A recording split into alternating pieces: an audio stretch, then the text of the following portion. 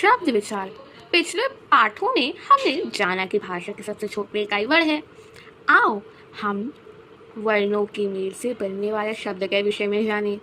शब्द वर्णों के मेल से शब्द बनते हैं, किंतु वर्णों के मेल से बने वही समूह शब्द कहलाते हैं जिनका कोई अर्थ होता है, अर्थात जब वे सार्थक होते हैं। वर्णों के सार्थक व स्वतंत्र समूह को शब्द कहा जाता है।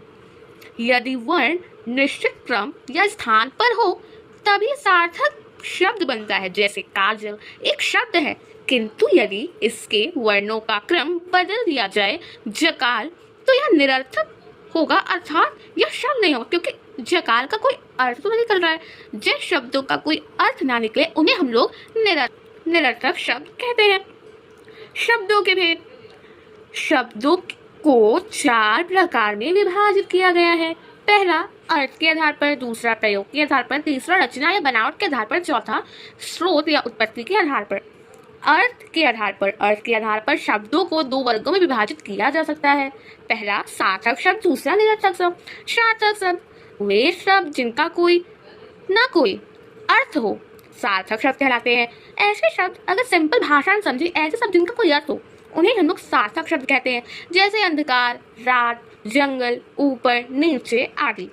भाषा में केवल सार्थक शब्दों का ही प्रयोग किया जाता है। सार्थक शब्दों को भी 4 वर्गों में बांटा जा सकता है। क एकार्थक शब्द, ख अनेकार्थक शब्द, ग पर्यायवाची समानार्थक शब्द, विलोम या विपरीतार्थक शब्द, अनेक शब्दों के लिए एक शब्द। क एकार्थक शब्द वे शब्द जिनका प्रयोग प्रायः एक ही अर्थ में होता है, एकार्थक शब्द कहे जाते हैं। जैसे घर, बुढ़ापा, आत्मा, पुरस्कार आदि। ख अनेकार्थक शब्द जिन शब्दों के एक से अधिक अर्थ हो उन्हें अनेकार्थक शब्द कहा जाता है। जैसे वर शब्द के 2 अर्थ हैं, वरदान और दूल्हा। ग पर्यायवाची शब्द जिन शब्दों के अर्थ मिलते जुलते या किसी समान होते हैं, किसी सीमा तक समान होते हैं, उन्हें पर्यायवाची शब्द कहते हैं। जैसे सूर्य, सूरज, रवि, भास्कर। हम लोग दूसरा उदाहरण लें तो पानी। आपके मन में आ रहा होगा कि पानी का तो पर्यायवाची होता है जल और नीर। तो अनेकार्थक शब्द और पर्यायवाची शब्द में कंफ्यूज मत होइएगा, क्योंकि अनेकार्थक शब्द ऐसे शब्द होते हैं जिनका एक शब्द के 2 अलग अलग अर्थ निकल रहे हैं, लेकिन पर्यायवाची शब्द के ऐसे नहीं होते हैं। हमने अभी एग्जाम्पल्स भी देखे। वर शब्द है लेकिन इसके 2 अर्थ होते हैं, वरदान और दूल्हा। लेकिन पर्यायवाची में जैसे सूर्य, सूरज, दिनकर, रवि, भास्कर, लेकिन तो अर्थ तो एक ही निकलता है। घ विलोम शब्द एक दूसरे का विपरीत अर्थ प्रकट करने वाले शब्दों को विलोम शब्द या विपरीतार्थक शब्द कहा जाता है।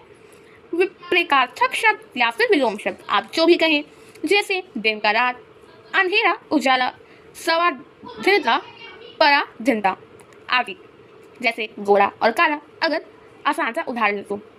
अब आता है अनेक शब्दों के लिए एक शब्द। हिंदी भाषा में कुछ ऐसे शब्द होते हैं जिनका प्रयोग वाक्यांश के स्थान पर किया जाता है। ऐसे शब्दों को अनेक शब्द के स्थान पर एक शब्द कहा जाता है। अब दूसरा निरर्थक शब्द जिसे हम लोग अगले वीडियो में पढ़ेंगे। So subscribe my channel.